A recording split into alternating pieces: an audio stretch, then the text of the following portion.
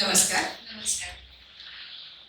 सर्वमंगल मांगल्ये शिवे सर्वार्थ साधिके शरण्ये त्र्यंबके गौरी नारायणी नमस्तुते. ओम प्रतिष्ठान आयोजित जागर नवदुर्गांचा या व्याख्यानमालेमध्ये आज स्नेहल घेरडे ही जी ॲडव्हेंचरस गेम मध्ये कार्य करणारी लेडी म्हणून ती आपल्याकडे उपस्थित आहे. मी स्नेहलचं स्वागत करते आणि स्नेहलची थोडक्यात ओळख करून देते. स्नेहलचा पोस्ट ग्रॅज्युएट डिप्लोमा झालेला आहे. गिर्यारोहक या क्षेत्रामध्ये ती खूप पॅशननी काम करते आहे. ॲथलेटिक्स, हँडबॉल याच्यामध्ये तिचं नॅशनल झालेलं आहे. Co founder of G tribe events company तिने स्थापन केलेली आहे. गिर्यारोहणाचा बेसिक माउंटेनिंग हा कोर्स तिने आई खात्यावर केलेला आहे. अशा या स्नेहलला आपण ऐकण्यासाठी खरंच सगळेच आम्ही उत्सुक आहोत. पहिला प्रश्न स्नेहलसाठी. स्नेहल, तू ट्रेकिंग या क्षेत्राकडे कशी वळलीस? मुळात हा ट्रेकिंगपेक्षा आधी सुरुवात आमची फिरण्यापासून झाली. तर बेसिकली वडिलांकडनं आलेली सी देणगी आहे. माझ्या वडिलांना खूप फिरायला आवडतं. ऑलमोस्ट अख्खा भारत त्यांचा फिरून झालाय आणि लग्नाच्या आधी मीही त्यांच्याबरोबर फिरायचे. संपूर्ण कुटुंब आम्ही फिरायचो. तर त्याच्या नंतर करिअर, नोकरी ह्यात सगळे जसं अडकतात तसं मी हे अडकले गेले. पण समहाऊ माझे मिस्टर आणि मी आम्हाला दोघांना फिरायला आवडायचं. तर आम्ही साधारण दर 6 महिन्यांनी अॅनिव्हर्सरी असो किंवा बर्थडे असो तेव्हा आम्ही फिरायला हमखास जायचो. आणि ऑफकोर्स ते निसर्गाच्या सानिध्यातच आम्ही जास्त जायचो, कारण नोकरी करत असताना तुम्हाला एक ठराविक ब्रेक हवा असतो. तर तो ब्रेक आम्हाला मिळायचा, पण ते आम्ही चुकवायचो नाही. त्याच्यात आमचं सातत्य होतं, म्हणजे कन्सिस्टन्सी होती की नाही, दर 6 महिन्याला आपण जायचं म्हणजे जायचं असं. तर ते कंटिन्यू चालत असताना हळूहळू आम्हाला गड किल्ल्यांबद्दल कळलं. तर मग आम्ही ट्रेकिंगकडे वळलो. मग त्याच्यातनं दोन्ही गोष्टी साध्य व्हायच्या, फिटनेसही साध्य व्हायचा आणि आपली जी महाराष्ट्राला लाभलेली देणगी आहे किल्ले, ते बघणंही व्हायचं. आणि मुलगी झाल्यानंतर पुन्हा हे चॅलेंज झालं की आता कसं कंटिन्यू करायचं. तर मग आम्ही बेबी कॅरियर शोधलं आणि समहाऊ नंतर मग आम्ही आता 3 इडियट्स असे असल्यासारखं मस्त करत असतो. तर मला असं वाटलं, आणि मुळात ट्रेकिंग कसं संपूर्ण कुटुंबाला घेऊन करता येतं. तुम्ही एकटे जाऊन तोच आनंद घेता, पण जर संपूर्ण कुटुंबासोबत असेल तर तो आनंद आणखी वेगळ्या लेवलवर असतो. म्हणून मग मी तेच कंटिन्यू केलं, पॅशन. वा, मस्त. संपूर्ण कुटुंबाबरोबर आनंद घेणं, हो, ही गोष्ट संकल्पना खरंच खूप चांगली आहे. एक वर्किंग वुमन आणि आई असतानाही तू ट्रेकिंग सुरूच ठेवलंस. तर यामध्ये तुला कोणत्या अडचणी आल्या आणि तू त्या कशा फेस केल्यास? सगळ्यात मोठी अडचण असते टाइम मॅनेजमेंट, की ऑफिस, घर, मूल आणि संसार. कारण स्त्री म्हटलं की चूलमूल याच्यापासून आपण काही दुरावलेलं नाहीये. तर याची सगळी सांगड घालताना थोडंसं स्मार्ट वर्क आपण करायला पाहिजे असं मला वैयक्तिक वाटतं. म्हणून वेळ ऍडजस्ट करणं किंवा त्या वेळेला काय केलं पाहिजे हा एक जो इमिजिएट ऍक्शन ज्याला आपण म्हणतो ती घेणं महत्वाचं आहे. त्याचं अगदी बेसिक उदाहरण तुम्हाला मी नक्कीच सांगू शकते. म्हणजे पालेभाज्या निवडायचा मोस्टली लेडीजला कंटाळा येतो, म्हणून आपण आणत नाही किंवा थोडंसं टाळतो. तर मग मी ती भाजी निवडूनच आणते की जेणेकरून निवडण्याचा माझा वेळ वाचेल, आणि ती खाली पण जाईल. तर हे असे थोडे स्मार्ट टिप्स आपण हे करायचं. आणि मुळात म्हणजे जिथे कुठे लेट्स से ट्रेकिंगचं प्लॅनिंग आहे तर ते ऍडव्हान्स मध्येच करायचं, की जेणेकरून आपलं बाकीचं रुटीन डिस्टर्ब नाही होत. आणि त्या दिवशी जे तुम्ही ठरवलं त्या ठिकाणी आम्ही जायचंच. किंवा जसं माझं 12 महिने 12 किल्ले होते, तर ते दर महिन्याला मी निघायचेच. म्हणजे त्या दिवशी पाऊस असो, ऊन असो, वारा असो, कारण प्लॅनिंग इज प्लॅनिंग, कारण नाही तर त्याला अर्थ नाही. आणि ऑफकोर्स त्याला अभ्यास करूनच आम्ही जायचो, म्हणजे आलं मनात आणि चला असं नाही. तर मी प्रॉपर जे दोन्ही दांडेकरांची पुस्तकं आहेत, दुर्गप्रेमींची जी काही चांगले विख्यात पुस्तकं आहेत, ती पुस्तकांचा अभ्यास करून, किल्ल्यांचा अभ्यास करून पूर्ण वर्षाचा प्लॅन केला. त्यात माझं स्वतःची हेल्थ, मुलीची हेल्थ, इन केस इमर्जन्सी काही झाली तर काय करता येईल, म्हणून जवळपास शक्यतो 150 किलोमीटरच्या पुण्याच्या परिसरामध्ये भरपूर किल्ले आहेत. तर त्यातलेच आम्ही निवडक किल्ले घेतले आणि त्यानुसार प्लॅनिंग करूनच ते केलं. तर ती जी अडचण आपण म्हणतो, तर ती मला असं वाटायचं की एवढ्या ह्याच्यामध्ये तोच वेळ मिळायचा, त्यामुळे तो खूप चांगल्या पद्धतीने आम्ही युटिलाइज करायचो. अच्छा, म्हणजे टाइम मॅनेजमेंट स्मार्ट ह्याचं हे कॉम्बिनेशननी तुम्ही करू शकता. Very good, very good. तुझ्या भविष्यातील काय प्लॅन्स आहेत या क्षेत्राकडे जाताना? आता सध्या मी ऑलरेडी किल्ले ट्रेक करते, माझ्या मुलीला घेऊन करते. याच्यातनं मी अनेक महिलांना उत्स्फूर्त करते की जसं आपण मॉलमध्ये सहज चक्कर मारून येतो, तर तसं किल्ले काही कठीण नाहीये, तुम्ही तिथेही सहज चक्कर मारून येऊ शकता. आणि आपण महाराष्ट्रात जेवढे किल्ले आहेत ना, तेवढे कुठल्याच कदाचित प्रदेशात नसते असं मला वाटतं. 350 पेक्षा जास्त किल्ले महाराष्ट्रात आहे. आणि जर तुम्ही पुणे मुंबईच्या परिसरात असाल तर पुणे मुंबईच्या परिसरामध्ये देखील 100च्या आसपास किल्ले आहेत. नाशिकमध्ये 150 किल्ले आहेत. तर अगदी सगळं जवळ आहे आणि आता ऍक्सेसिबिलिटी हा इश्यू राहिलाच नाहीये. त्यामुळे का नाही, व्हाय नॉट? कारण आपण नाही त्याची काळजी घेणार तर कोण घेणार? आणि हीच म्हणजे आपण किल्ले किंवा आपल्याकडे जे साधन संपत्ती आहे त्याची ऍज अ पेरेंट्स म्हणून आपण काळजी घेतली तर ती कालांतराने आपल्या पुढच्या भावी पिढीकडे पण जाणार आहे. तर ते बाय डिफॉल्टच ते पास ऑन होईल. त्याच्यासाठी आपल्याला वेगळे एफर्ट्स घ्यायची नक्कीच गरज नाही. तर असं मला वाटतं. तर या भविष्याकडे पुढे काय? तर आता मी ट्रेकिंग करते, ट्रेकिंगचे अनेक अनुभव घेते. माझा बेसिक माउंटेनिअरिंग कोर्स झाला, आता मी ऍडव्हान्स करते आणि आता मी हळूहळू मला क्लाइंबर व्हायचे वेळ लागले. म्हणजे किल्ले फिरले, आता मला सुळके खुणावतायत की आता तू आमच्याकडे ये. तर मला संपूर्ण महाराष्ट्रातले सुळके चढून बघायचे की महाराष्ट्र कसा सुंदर दिसतो. आता सध्या माझं हे स्वप्न आहे. आणि मी घरामध्ये माझी क्लाइम्बिंग वॉल बांधली आहे आणि की जेणेकरून माझी मुलगी आणि तिचे मित्रमैत्रिणी किंवा माझ्या सोसायटीतले लोक येऊन पण तिथे बघत असतात, येत असतात. तर त्या अनुषंगाने थोडं क्लाइम्बिंग या विषयाकडे अवेअरनेस माझा वाढवायचा प्रयत्न आहे. तुझ्या पुढच्या प्लॅनिंग साठी आमच्या शुभेच्छा. तुझे सगळे महाराष्ट्रामधले सुळके सर करावे आणि तिथून महाराष्ट्र कसा दिसतो हे पुढच्या नवरात्रीमध्ये माझी इच्छा आहे की ऍटलीस्ट महिन्याला एक जरी सुळका झाला तरी माझ्याकडे 12 सुळके नक्की असतील पुढच्या वर्षी. ओम प्रतिष्ठान आणि आम्हा सर्वांकडून तुला खूप खूप शुभेच्छा. ट्रेकिंग करताना कोणत्या कोणत्या गोष्टीची रिस्क माणसाने घ्यावी, ज्याला आपण कॅल्क्युलेटेड रिस्क म्हणतो, ती कुठल्या कुठल्या बाबतीत घ्यावी असं तू सजेस्ट करशील?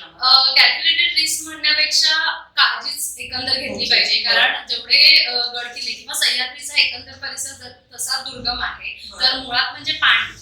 तुम्ही अभ्यास करून जा कुठल्या किल्ल्यावर पिण्यायोग्य पाणी आहे, कुठल्या किल्ल्यावर नाही. आजकाल युट्यूबवर अनेक ब्लॉगर्स खूप चांगल्या प्रकारची माहिती देत असतात. तर ते ब्लॉग्स बघा, त्याचा वापर करा योग्य पद्धतीने.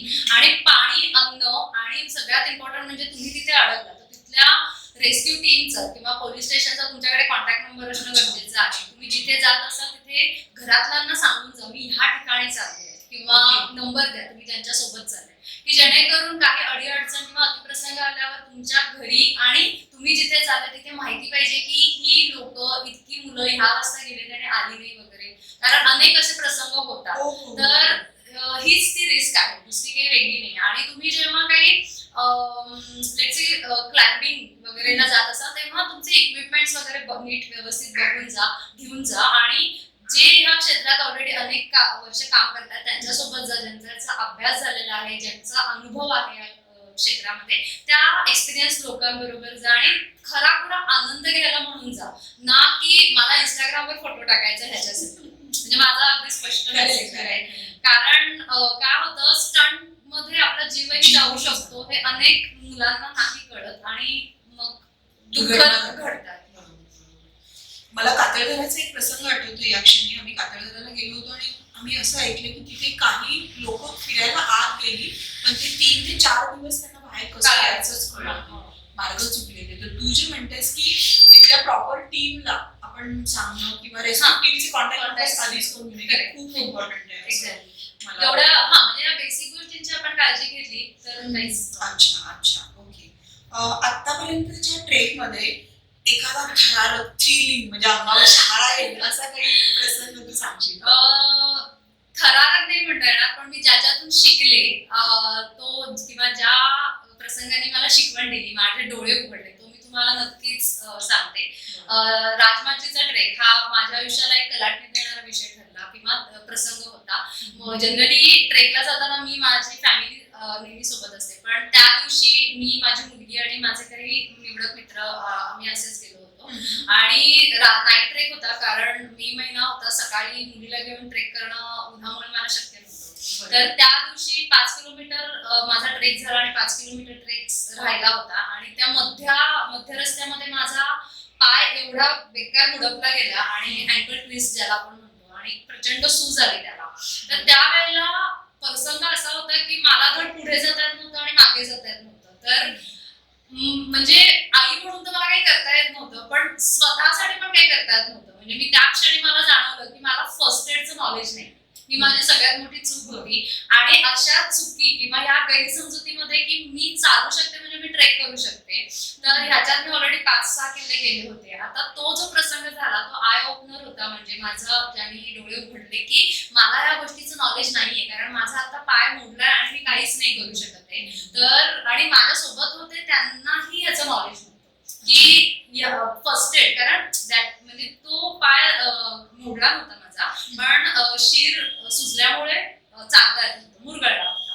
पण फर्स्ट एड किट सोबत नसल्यामुळे अवघड परिस्थिती झाली होती. त्याच्यातनं शिकवण अशी की जेव्हा आपण अशा ठिकाणी जातो, भले तुम्ही जवळ जा दूर जा, बेसिक माउंटेनिअरिंग कोर्स किंवा ह्यामध्ये हे शिकवलं जातं की तुम्ही अशा जिथे नॉर्मल सराउंडिंग पेक्षा बाहेर येतात तेव्हा तुम्हाला काय गोष्टी कॅरी करायला पाहिजे, ट्रेकिंगच्या बॅग मध्ये काय काय पाहिजे, असं प्रसंग आले तर तुम्ही कशा पद्धतीने ते हाताळले गेले पाहिजे.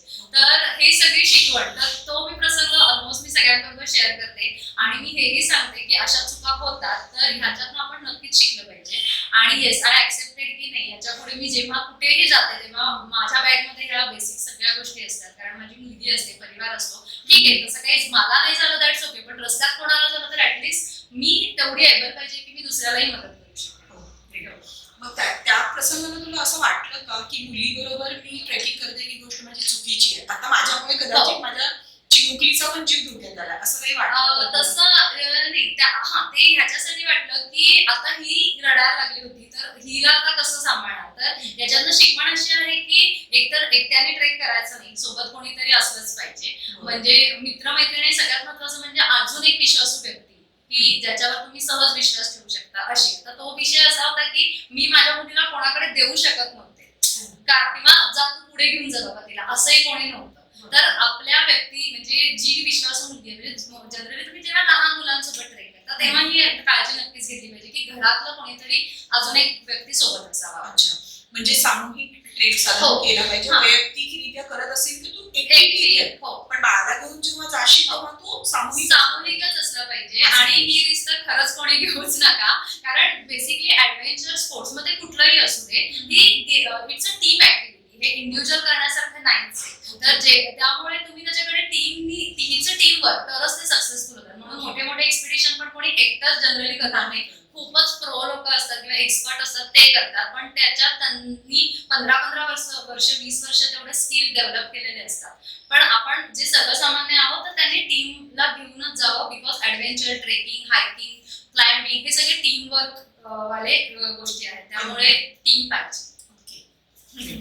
तू बाळासह जे ट्रेक करतेस त्याच्यामध्ये बाळाची काळजी कशी घेतेस? स्पेशली त्याच्या उदाहरणार्थ त्याचा खाऊ, त्याचं रुटीन, हे सगळं घरचं वेगळं आणि तू ट्रेक मध्ये असते तेव्हाच वेगळं असतं, तर हे सगळं तू कशी मॅनेज करतेस? आता माझी मुलगी 5 महिन्याची होती तेव्हापासून मी ट्रेक करते, तर तेव्हा तर मी फिडिंगच करायचे, तर तेव्हा मला काही प्रॉब्लेम नाही झाला. पण जसं ती वरचं खायला लागली तसं सगळं सोबत, एकतर आपलं स्वतःचं आणि तिचं हे कॅरी करणं थोडं चॅलेंजिंग झालं. पण मी त्याच्याकडे अपॉर्च्युनिटी म्हणूनच बघितली, कारण मला असं वाटलं की नाही, ती जेवढं निसर्गात राहील तेवढं ती पण अडॉप्ट करेल. तर ऑफकोर्स तेव्हा लहान असताना तिची दुधाची बाटली वेगळी, पेस्टची बाटली वेगळी, गरम पाण्याचा थर्मास वेगळा, हे सगळं म्हणजे अर्धा संसार जरी म्हटलो आपण तरी आम्ही तो कॅरी करायचो. आणि जसं जी मोठी व्हायला लागली तसं आम्ही घरात म्हणजे ऑलमोस्ट म्हणजे अनेक असे ट्रेक आहेत की सकाळी पहाटे 4ला उठून मी 2 भाजी चपातीचा डबा का विना आम्ही आमच्या सोबतच घेतो. आपण एकवेळेस मोठे कुठे पण सर्वाईव्ह होऊ शकतो, पण तिला मोस्टली हायजिनिक म्हणून आम्ही घरात, आणि त्याच्यात पण कांदा नसलेल्या भाज्या की जेणेकरून ज्या खराब नाही होणार वगैरे, किंवा शेंगदाण्याचा वगैरे लाडू, म्हणजे जेणेकरून जेवढं आपण घरातल्या गोष्टी असतात त्या, आणि एनर्जेटिक गोष्टी, थोडेसे ड्रायफ्रुट्स की जेणेकरून सहज चालता चालता खाता खाता पण आपल्याला एनर्जी येऊन जाते. एनर्जी बार जे मुलांना ॲज अ चॉकलेट म्हणून पण आवडतं आणि त्याने हेल्थ पण चांगली लागते. या सगळ्या गोष्टी आम्ही कॅरी करूनच घेऊन येतो, त्यामुळे ती तशी डेव्हलप होत गेली. बाकी काही म्हणजे डायटिंगची टिप्स फॉलो करून मुलीलाही फिट बनवतेस आणि तूही संतुलन नाही, मी डव वापरते. ट्रेकिंगसाठी लागणाऱ्या फिटनेस बद्दल तू काय सांगशील? हो, अनेक जण मला हा प्रश्न विचारतात, कारण जेव्हा लोक ब्लॉग्स बघतात किंवा व्हिडिओज बघतात तेव्हा त्यांना वाटतं की यार हे मी पण करेन, पण सगळ्यात आपलं शरीर हे मशीन आहे, त्यामुळे जेवढं आपण यंत्र वापरतो, यूज करतो किंवा जेवढं त्याला चालवाल तुम्ही, आणि आपला जन्म मुळातच चालण्यासाठी झालाय, वेळाच ठीक आहे वाहनं आली, पण आपण आता चालणं विसरलो. तर ट्रेकिंग करा किंवा नका करू हा विषय नाहीये, पण फिटनेस हा राखणं खरोखर गरजेचं आहे आपल्या एक हेल्दी लाईफसाठी. आता जसं कोविडची परिस्थिती, याच्यामध्ये सगळे फिरून फिरून एकाच गोष्टीवर येतात, ते म्हणजे इम्युनिटी. तुमची इम्युनिटी तर ही कुठून येते? तर ही व्यायामातून येते. तर अनेक मग असे प्रश्न येतात की नेमका मी काय करू? तर आपण ऍज अ स्त्री म्हणून सगळ्यात उत्तम म्हणजे चालणं. त्याच्यासाठी काही पैसे लागत नाही, पण ती जी चालण्याची एक सर्टन वेळ आपण ठरवली पाहिजे आणि इंटेन्शन फक्त चालणंच असलं पाहिजे. म्हणजे चालता चालता मी रस्त्यातली 4 कामं करेल हे नाही पाहिजे. You should be proper wear a walking dress, shoes,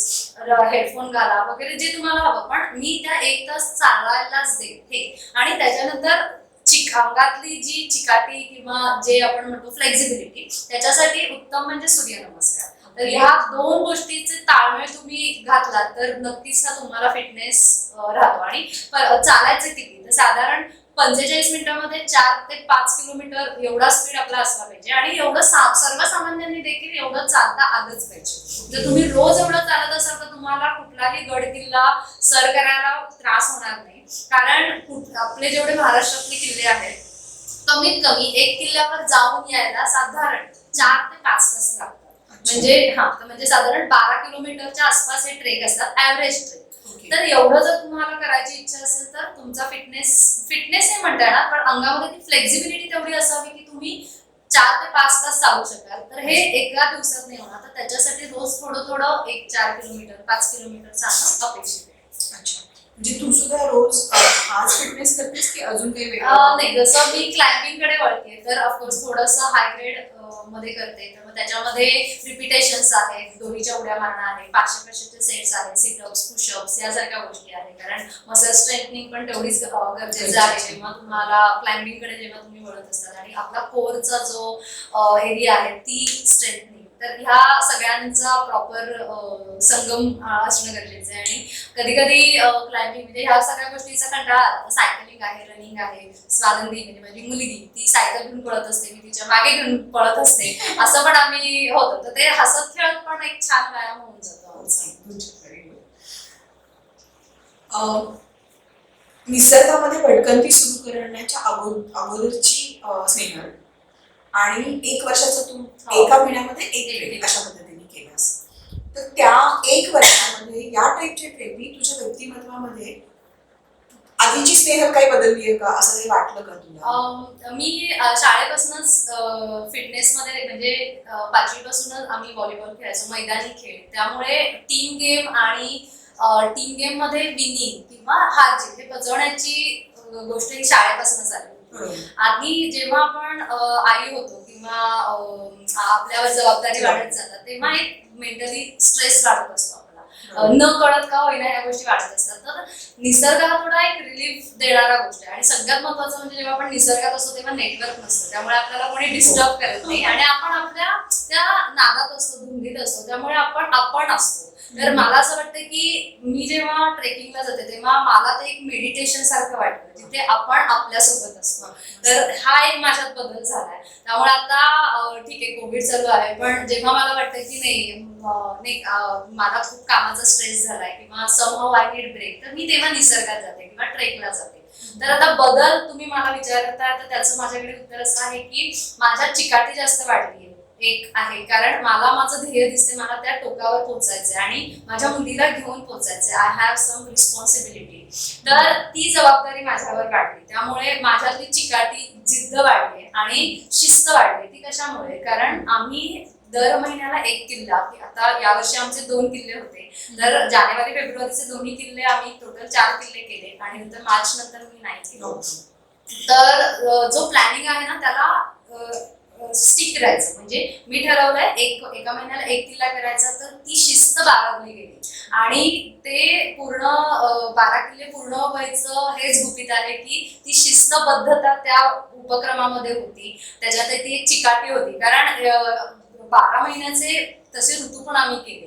कारण हिवाळा बघितला, उन्हाळा बघितला, पावसाळा बघितला. तर जेव्हा अति ऊन असतं तेव्हा मनात विचार यायचा, अरे मी आता कसं करणार. तर एखाद्या प्रॉब्लेमवर सोल्युशन काढण्याची वृत्ती पण माझ्यात निर्माण झाली. आणि ऑफकोर्स मला असं वाटतं निसर्ग सगळं शिकवतो. जसं इतर प्राण्यांना शिकवतो तसं तो आपल्यालाही शिकवतो. आणि हाच मेजर बदल माझ्यात झालाय की मी आता कुठल्या गोष्टीचा बाऊ करत नाही. मला माहिती जी गोष्ट निसर्गात आहे ती आपल्या म्हणजे इतर प्राण्यांमध्ये आहे ती आपल्यामध्ये पण आहे. त्यामुळे त्या प्रत्येक गोष्टीवर सोल्युशन पण तेवढंच सहज निघतं. आणि एखादी गोष्ट मला ठरवली आहे मी तर ती मी करतेच. म्हणजे जिद्दपणा माझा वाढलाय थोडासा. म्हणजे ओव्हरऑल तुझं व्यक्तिमत्वच बदललंय असंच आहे ना. हा, आणि याच्यात सगळ्यात महत्वाचं मला असं वाटतं की अंतर्मनाशी सुसंवाद साधण्याचं माध्यम निसर्गामध्ये फिरणं ते एक तुझ्या लाईफमध्ये. आणि आपल्याला आपली एक नव्याने ओळख होते. म्हणजे तुम्ही अनेक गिर्याप्रेमींची पुस्तकं वाचली तर प्रत्येक पुस्तकात हे वाक्य सापडेल की आपल्याला आपली एक वेगळी ओळख होते. तुम्ही फुलता, निसर्गामध्ये जशी पानं फुलं फुलतात तशी आपणही फुलतो. आपल्यात चांगले बदल होतात कारण आपण मदतनीस होतो. एखादं कोणी रस्त्यात अडीअडचणीत असेल तर आपण विचारतो, अरे तुला काही हवंय का. हे शहरात असं तर कदाचित ते होणार नाही. तर आपण ओपन माइंडेड होतो बेसिकली. आणि आपले विचार पण, थॉट प्रोसेस पण ब्रॉड होते जेव्हा आपण भटकंती करतो, प्रवास करतो. द अल्केमिस्ट हे पुस्तक मी रेकमेंड करेन की प्रत्येकाने नक्की वाचावं. खूप सुंदर पुस्तक आहे. संपूर्ण प्रवास आहे आणि प्रवासात माणूस कसा घडतो, कसं स्वतःला बदलतो किंवा चिकाटी कशी असते, तर हे सगळं त्या पुस्तकामध्ये खूप छान आहे. तर ते नक्की वाचावं. म्हणजे जे मला तर खूप आवडतं ते, पण जनरली सगळ्या खूप वर्ल्ड फेमस बुक आहे द अल्केमिस्ट. तू एक वाक्य सांगितलंस की निसर्गामध्ये रेंज नसते, म्हणजे डोंगरावरती रेंज नसते, त्यामुळे मोबाईल स्विच ऑफ असतो.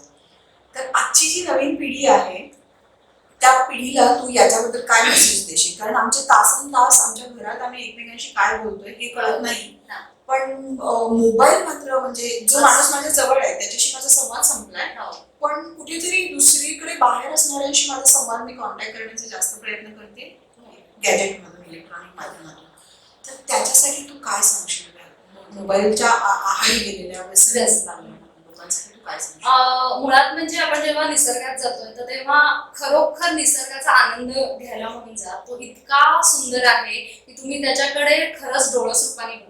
म्हणजे रंग हिरवाच आहे, आकाश निळच आहे, पण त्याच्यातही इतकी विविधता सापडेल तुम्हाला की तुम्हाला आश्चर्य वाटेल की आयुष्य एवढंही सुंदर असेल का. आणि निसर्गात राहिल्यामुळे काय होतं, तो क्षण रिपीट नसतो, नवीन असतो. सकाळ नवीन असते, रात्र नवीन असतात, तारका नवीन असतात, चंद्राचे आकार नवीन असतात. तर ह्याचा आनंद घ्या. मोबाईल घेऊच नका. तुम्हाला फोटो कॅप्चर करायचे ना तर तुम्ही सरळ कॅमेरा घ्या. चांगल्या प्रकारचे कॅमेरा आहे किंवा फोन बाय डिफॉल्ट रेंज जातेच. आणि तेव्हा आपोआपच माणसांचे संवाद होतात आणि तेव्हा तुम्हाला कळतं अरे शेजारचा खूप चांगला आहे बरं का. तर असं आहे. तर कमीत कमी वापर करा. म्हणजे तुम्ही ऍटलीस्ट जेव्हा निसर्गात असाल तुम्ही टेंट मध्ये राहा, तिथला आनंद घ्या, झाडाची फळं फुलं पानं तो आनंद घ्या, हवामानाचा आनंद घ्या. तर ह्या गोष्टी आहेत. तर गॅजेट तसंही आपण वापरतो, पण जेव्हा आपण 2 ते 3 तास बाहेर असतो तर तेव्हा ऍटलीस्ट आपण एवढा विचार करावा की आपण बाहेर कशासाठी आलो, माझं इंटेन्शन काय. जर तुम्हाला मोबाईलच बघायचा आहे तर घर आहेच त्याच्यासाठी, तर मग तुम्हाला बाहेर जायची गरज नाहीये. पण आपण रिलॅक्सेशन साठी गेलोय, काहीतरी स्ट्रेस रिलीफ करण्यासाठी गेलोय, तर तो जो कदाचित मोबाईलमुळे असेल तर तुम्ही मोबाईलचा विषय सोडा आणि मग बाहेर जा. ज्यांना या क्षेत्रामध्ये व्यावसायिकदृष्ट्या करिअर करायचं आहे त्यांच्यासाठी काही संधी आहेत का? असतील तर त्या कोणत्या?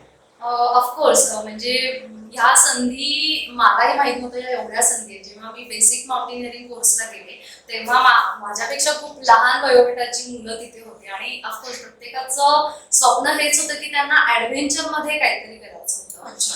आणि आता लकीली ग्लोबलायझेशन म्हणा किंवा इंटरनेटमुळे खूप लांबचे देश पण सहज जवळ कनेक्ट झाले किंवा तिथे काय चाललं हे आज आपल्याला घरात बसून कळतं. तर त्याचा जर व्यवस्थित अभ्यास केला तर ह्याच्यातून आपल्याला ऍडव्हेंचर फोटोग्राफर मिळू शकतात, चांगले ऍडव्हेंचर फिल्म मेकर मिळू शकतात, फिल्म प्रोड्युसर मिळू शकतात. फोटोग्राफर एक आहे, तर निसर्गामध्ये राहून तुम्ही निसर्गवादी पण होऊ शकता. म्हणजे तुम्ही you can give back to earth एवढ्या लेवलवर तुम्ही काम करू शकता. आणि ऍडव्हेंचर ट्रेकर एक आहे, ट्रेक लीडर आहे. आता चांगल्या चांगल्या कंपन्या मार्केटमध्ये आहेत, तर तुम्ही त्यांचं लिडरशिप पण तुम्ही इनिशिएट करू शकता, लीडर होऊ शकता, ट्रेक लीडर. आणि ऍडव्हेंचर ट्रेक म्हणजे जे खरोखर ऍडव्हेंचर ट्रेक असतात तिथे जाणं इतकं सहज नाहीये, त्याला प्रॉपर प्लॅनिंग लागतं. तर बॅक एंड आणि फ्रंट एंड असे त्याचे दोन क्षेत्र आहेत. तर तुम्हाला दोन्ही क्षेत्रात काम नक्कीच मिळू शकतं, पण तुम्हाला कधी ते समजेल की 100 फुटावर माणसाची रिक्वायरमेंट काय, जेव्हा तुम्ही तो अनुभव घेतलेला असतो. त्यामुळे बेसिक माउंटेनिअरिंग कोर्स किंवा ऍडव्हान्स माउंटेनिअरिंग कोर्स मध्ये तुम्हाला हेच शिकायला मिळतं. आणि त्याच्यातून तुम्हाला कळतं की, आणि त्यात ऑफकोर्स सगळ्यात इम्पॉर्टंट म्हणजे फिटनेस. तर फिटनेस देखील एक खूप चांगलं क्षेत्र आहे. आणि जर तुम्ही माउंटेनियर तुम्हाला व्हायचं तर माउंटेनिअरिंगचा फिटनेस, माउंटेनिअरिंगचे डॉक्टर, हे पण एक खूप चांगली करिअर आहेत की जे फार कमी जण एक्सपर्ट, ज्याला असं बाहेरच्या देशामध्ये एक्सपर्टीज वर काम होतं तसं आपल्या देशात अजून तेवढं एक्सपर्टीज ह्या लेवलवर नाहीये. तर तुम्ही डॉक्टर असाल, तुम्हाला ट्रेकिंगची आवड असेल तर वाय नॉट तुम्ही ह्या क्षेत्राकडे बघताना तुम्ही त्यात स्पेशलायझेशन म्हणून बघा. म्हणजे फॉर एक्झाम्पल तुम्हाला हाय अक्लिमेटायझेशन वर गेल्यावर तिथे एखादा क्लाइंबर जातोय किंवा तिथे एखादा गिर्यारोहक जातोय, तर त्याला काय गरजेचं आहे, काय लागणार आहे, तिथे काही त्याला इंजुरी झाली तर ती कशी सॉल्व्ह करता येईल, तुम्ही काय मदत करू शकताय किंवा तुम्ही काय गाईड करू शकताय की तो त्याचं करेल. तर ह्या प्रकारचे पण लोक तिथे मदतनीस लागतात, कोऑर्डिनेट करणारे लोक लागतात, टूर ऑपरेटर्स लागतात, ब्लॉगर आहेत, खूप चांगले चांगले ब्लॉगर या क्षेत्रात येतात, युट्यूबर येत आहेत. तुम्ही फक्त एवढंच आहे की या क्षेत्रात येताना एक स्वतःच वेगळे पण तुम्ही काय देताय की जेणेकरून तुम्ही इतरांपेक्षा वेगळे दिसाल, हे आपल्याला शोधायचंय. आणि ते आपल्याला शोधावं लागतं, ते कोणी सांगत नाही आणि तेच लोकांना आवडतं आणि तुम्ही फेमस होता. बरोबर, धन्यवाद. ओम प्रतिष्ठान आयोजित जागर नवदुर्गांचा या सल्ल्यातील चालू असणाऱ्या मुलाखतीमध्ये जे महिला तुला बघत आहेत त्यांच्यासाठी तू काय सल्ला देशील की तू एक आई होऊन तुझं हे पॅशन तू कशा पद्धतीने सांभाळलंस? आणि आम्ही म्हणजे मी स्पोर्ट्समन होते अगोदर, मी खेळायची, पण आता ना मला थोडस मुलांची जबाबदारी, डबे, मिस्टर, मला नाही, फिटनेस पण नाही बघतात. तर अशा आमच्या ज्या कमेंट्स असतात त्यांच्यासाठी तुझं काय उत्तर असेल? मुळात म्हणजे आपण काय होतो, म्हणजे आपला भूतकाळ जो आहे ना त्याच्यावर प्रेम करायला आपण शिकलं पाहिजे. सगळ्यात आधी आपल्यावर प्रेम करायला शिकलं पाहिजे आणि तो मी हा वेळ जो असतो ना तो काढलाच पाहिजे. प्रत्येक स्त्रीने तर अगदीच काढला पाहिजे. भले तुम्हाला पुस्तक वाचण्याचा छंद असतील, काही कुठलेही शिवणकाम असेल, पेंटिंग असेल, तुम्हाला मेडिटेशन करायला आवडत असेल किंवा एखाद्याला कुकिंग आवडत असेल, पण तो वेळ तुम्ही तुमच्यासाठी म्हणून काढा. भले पहाटे 5 ला उठायला लागत असेल, उठा, पण तो 1 तास 1.5 तास स्वतःसाठी काढा. ही म्हणजे आई झाल्यावर मी जेव्हा मॅटर्निटी लिव्हवर होते तेव्हा मी मेरी कोम हा पिक्चर बघत होते आणि तो थोडासा भाऊक पिक्चर वाटला मला. आणि म्हणजे प्रियंका चोपडाचं काम तर छान आहे, पण एक प्रसंग येतो की ती प्रेग्नेंट असते, तिचे मेडल्स ती काढते आणि ती खूप ढसाढसा रडते because she was so sure की मी आता ह्या चक्रात अडकल्यावर पुन्हा मी त्या रिंगणात नसेल आणि लोक माझ्यासाठी नाही टाळ्या वाजवणार किंवा माझ्यावर ते खचाखच फ्लॅश नाही पडणार किंवा मी मेडल मला नाही मिळणार, हा दुःखात ती खूप रडते. आणि तो प्रसंग मला खूप चटका लावून गेला. कदाचित जो तिला फील आला ना तोच मला आला आणि मग त्यातनं मी मोटिवेट झाले आणि मग मी ठरवलं नाही यार आपल्यालाही बाहेर यायचंय. आणि तो ज्यांना एंटरटेन म्हणून पिक्चर वाटतं त्यांनी तो पिक्चर म्हणून घेतला, पण मला ते खूप मोटिवेशनल मूवी वाटली आणि मग तोच माझा कमबॅक होता. आणि देन मी ठरवलं की नाही यार मला या प्रेग्नन्सी इनर्शियामधनं बाहेर यायचंय. आणि मग एक वेळ डिपेंडन्सी असते मुलांची ती कमी झाली आणि मग 1.5 वर्ष पुन्हा मी 1 वर्ष घेतला माझी बॉडी नॉर्मलाइज करायला, म्हणजे त्या इनर्शियातनं बाहेर येऊन पुन्हा नॉर्मल फिटनेस करायला की मी ऍटलीस्ट 5 किलोमीटर तरी पळू शकेल एवढा. आणि मग त्याच्यानंतर मी टप्प्याटप्प्याने माउंटेनिअरिंग कडे पुन्हा वळते. असं तर मला सांगण्याचा उद्देश एक आहे की कितीही पसारा असला तरी तुमचा तो मी वेळ सोडू नका. आणि आयुष्यात आपल्यासोबत एकच गोष्ट राहणार आहे ती म्हणजे आपलं शरीर, ते तुम्ही नीट ठेवा. पावित्र्य शरीरात आहे, तर तुमचं शरीर ठीकठाक असेल तर तुम्ही फिरू शकता, तुम्ही आहे त्या गोष्टींचा आनंद घेऊ शकता आणि सगळ्यात महत्वाचं म्हणजे तुम्ही खुश राहू शकता. आपल्याला अगदी साधं डोकं जरी दुखत असेल तरी आपल्याला काही सुधरत नाही, झोपून राहावंसं वाटतं. मग समोर भले पंचपक्वान्न असेल किंवा वातावरण सुंदर असेल तरी आपल्याला त्या गोष्टी नाही आवडत. याचा अर्थ काय की आपली मेंटल आणि फिजिकल स्टेट जर आपल्यासोबत नसेल तर आपण काहीच नाही करू शकत. म्हणून भले बाहेरच्या 4 गोष्टी आपण कमी करूयात, पण तुम्ही स्वतःसाठी वेळ काढा आणि स्वतःच्या फिजिकल फिटनेसकडे नक्कीच लक्ष द्या आणि तुमच्यातली पण मेरी कोम शोधण्याचा प्रयत्न करा. वा, great. किती छान. खूप खूप आवडलं की मेरी कोम प्रत्येकामध्ये आहे आणि हो. ती शोधा आणि पुन्हा एक स्वतःसाठी जो छंद पूर्वी कुठला होता तुमचा तो करून पुन्हा कमबॅक करा स्वतःच्या आयुष्यामध्ये. खूप खूप छान मार्गदर्शन केलंस. खूप मजा आली. खूप नवीन गोष्टी ऐकायला मिळाल्या. तू ओम प्रतिष्ठान जागर नवदुर्गांचा या सगळ्यामध्ये येऊन तुझा वेळ दिलास त्याबद्दल मी तुझी खूप खूप आभार. Thank you ma'am, thank you so much.